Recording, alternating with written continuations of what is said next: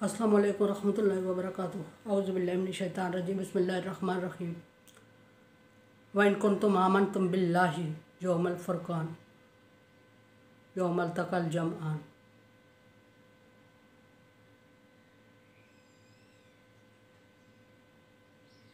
कुंतुम आमनतुम बिल्लाहि व अंज़लना अला अब्दिना यौमल फुरक़ान यौमल तक़ल जमआन इन्नल्लाह अला कुल्लि शैइन क़दीर।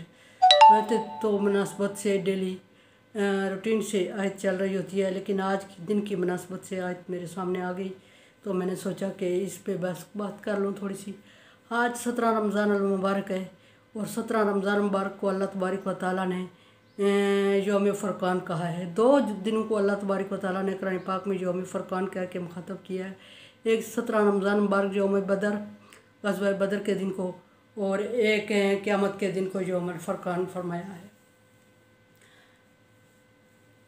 ग़ज़वा बदर के दिन को इसलिए कि इस दिन अल्लाह तबारक व तआला ने हक़ व बातिल में फ़र्क वाज़े कर दिखाया कि बातिल की बहुत बड़ी जंगजू फ़ौज से 379 मुसलमानों का, जिनके पास खाने पीने को भी कुछ नहीं था, साजो सामान भी नहीं थे, सवारी भी नहीं थी, उनका मुकाबला जीत कर दिखाया। तो इसको यौम फ़ुरक़ान कह दिया कि पता चले आप लोगों को कि जीत हमेशा हक़ पे होती है, असलिया साजो सामान पे पैसे माल दौलत से नहीं होती। क़यामत के दिन को अल्लाह तबारक व तआला ने यौम फ़ुरक़ान कह दिया इसलिए कि उस दिन सच्चे और झूठे लोगों के हक़ व बातिल के दरमियान फ़र्क किया जाएगा, अमाल दिए जाएंगे, हिसाब दिया जाएगा। ग़ज़वा बदर का दिन वो दिन है जहाँ मुसलमान 313 मुसलमान टोटल, और दूसरी तरफ बहुत बड़ी जंगजू कौम से मुकाबला जो साजो सामान से लैस थी। ये वो वाहिद दिन था जिस दिन नबी सल्लल्लाहु अलैहि वसल्लम अल्लाह तबारक व तआला के सामने गिड़गिड़ा रहे हैं, रो रहे हैं, और मैदान के अच्छे वाले हिस्से पे जिस पे जम के लड़ा जा सकता था उस पे भी अबू जहल ने कब्ज़ा कर लिया, कुफ़ार ने कब्ज़ा कर लिया, और मुसलमानों के पास तो चीज़ दूर की बात, खाने पीने को भी कुछ नहीं है। और नबी सल्लल्लाहु अलैहि वसल्लम अल्लाह ताला की तरफ रुजू करते हुए फरमा रहे हैं, अर्ज़ कर रहे हैं, या अल्लाह, आज अगर ये मुट्ठी भर जमात मुसलमानों की तुझसे जंग हार गई, अगर तूने इसको नस्त नबूद कर दिया, मिटा दिया, काफरों के हाथों ख़त्म कर दिया, तो ज़िंदगी भर तेरा नाम लेने वाला दुनिया में कोई नहीं होगा। हालांकि अल्लाह ताला नबी को भी पता है और सब आम लोगों को पता है, नबी तो बड़ी हस्ती है कि अल्लाह को नाम लेने के लिए हम जैसे मुसलमानों की ही ज़रूरत नहीं है। दुनिया के कतरा और ज़र्रा अल्लाह का नाम ले रहा है, और अल्लाह ताला ऐसी मखलूक दोबारा कुन कह के फ़याकून कर देने वाले हैं और ले आएंगे ऐसी मखलूक जो उसकी इबादत करेगी। अल्लाह फरमा भी रहा है। फिर भी नबी सल्लल्लाहु अलैहि वसल्लम ने अपने दिल का बोझ हल्का करने के लिए अल्लाह ताला से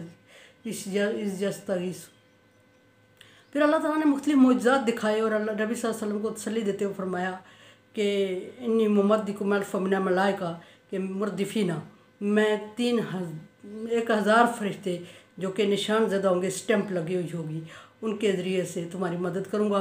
और देखते ही देखते वो फरिश्ते मैदान में उतर आए। युक़ल्लिलुकुम आयुनिहिम, और युक़ल्लिलुकुम आयुनिहिम, तुम्हें उनकी नज़र में कम करके दिखाऊँगा काफिरों को, ताकि वो हौसला हार के तुम जंग भाग न जाएं और जंग के लिए आमादा रहें, और वो समझें कि वो तुम्हें शिकस्त दे देंगे, लेकिन हालांकि शिकस्त होगी नहीं, क्योंकि वो तो अल्लाह तबारक व तआला के दीन की सरबुलंदी के लिए थी और दीन ने उसको बचाया।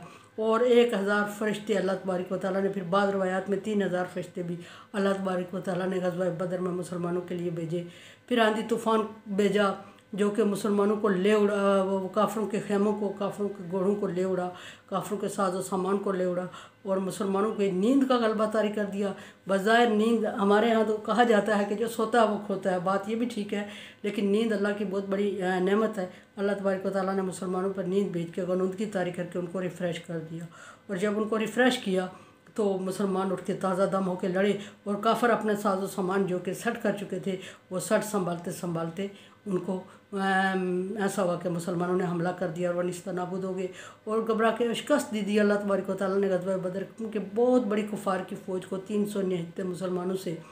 तो इसलिए अल्लाह तबारक व तआला ने इसको कुरान में ग़ज़वा यौम फ़ुरक़ान कह के मुखातब किया, फरमाया कि अगर तुम अल्लाह पर ईमान लाते हो और उस नेमत पे, उस इनाम पे मानते हो, आमन तुम बिल्लाहि अनज़लना अला अब्दिना, जो मैंने अपने बंदे पर नाजिल की। किस दिन? यौमल फुरकान, फुरकान के दिन, यानी ग़ज़वा बदर का कहा जाता है। यौमल तकल जमान, जिस दिन दोनों लश्करों का आमना सामना हुआ था।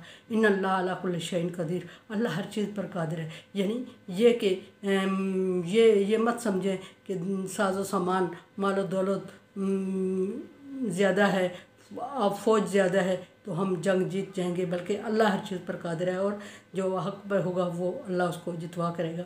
आगे सूरत के एंड पे अल्लाह तबारक व तआला फरमा रहा है, वमन नस्रु इल्ला मिन इंदिल्लाहि। असल मुसलमानों से कि नबी सल्लल्लाहु अलैहि वसल्लम को मुख्तलिफ़ चीज़ें याद करवाते ही, जो उस वक्त को याद करो जब तुमने रेत का ज़र्रा फेंका और उनकी आंखों में लग गया और वो आंखें मलते रह गए और तुमने हमला कर दिया। नबी सल्लल्लाहु अलैहि वसल्लम को अल्लाह फरमा रहा है एहसान जतलाते हुए। और फिर उस वक्त भी कि जब आप अल्लाह ताला से फरियाद कर रहे थे, ओके अल्लाह ताला ये मुट्ठी भर जमात आज अगर कुफार के हाथों ख़त्म हो जाती है तो दुनिया में तेरा नाम लेने वाला कोई नहीं होगा। उस वक्त अल्लाह ने 3000 फरिश्ते भेजे। फिर मुख्तलिफ़ जगहों पे वो फिर अल्लाह तबारक व तआला ने फरमाया रहे हैं कि तुम्हारी उनकी नज़र में उन्हें तुम्हारी नज़र में कम करके दिखाया जा रहा था ताकि ये जंग होके रहे। और तुम चाह रहे थे कि इन्ना ज़ाता गैर ज़ाता शौका, तुम ये समझ रहे थे कि मुकाबला अबू सुफियान के तजारती काफ़िले से हो जो साजो सामान नहीं रखता था, जंगी साजो सामान। और अल्लाह कह रहा था यकता उद्दाब काफिर, कि काफिरों को जड़ से उखेड़ दे तुम्हारी वजह से। और तुम्हें ये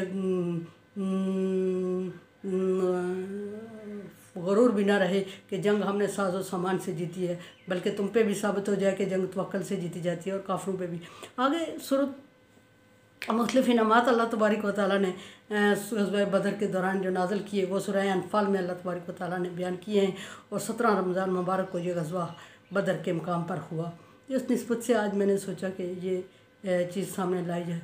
और आगे मुसलमानों के एक अक़ीदे को दुरुस्त करने के लिए अल्लाह तबारक व तआला फरमा रहे हैं, वमन नस्रु इल्ला मिन इंदिल्लाह। असल मदद तो अल्लाह की तरफ से है, मदद अल्लाह किया करते हैं इंसानों के अंदर। ये नबी तुम मत समझना कि जंग तुम्हारी हिकमत अमली से जीती गई है, या जंग तुम्हारे किसी जज्बे से जीती गई है, या जंग तुम्हारी एक्सपर्ट होने पर जीती गई है, जंगी तौर पे एक्सपर्ट हो, ऐसा बात नहीं है। असल मदद अल्लाह की तरफ से है, और जब मदद अल्लाह की तरफ से है तो वही जीतेगा जो अल्लाह पर ईमान लाता है, यकीन रखता है।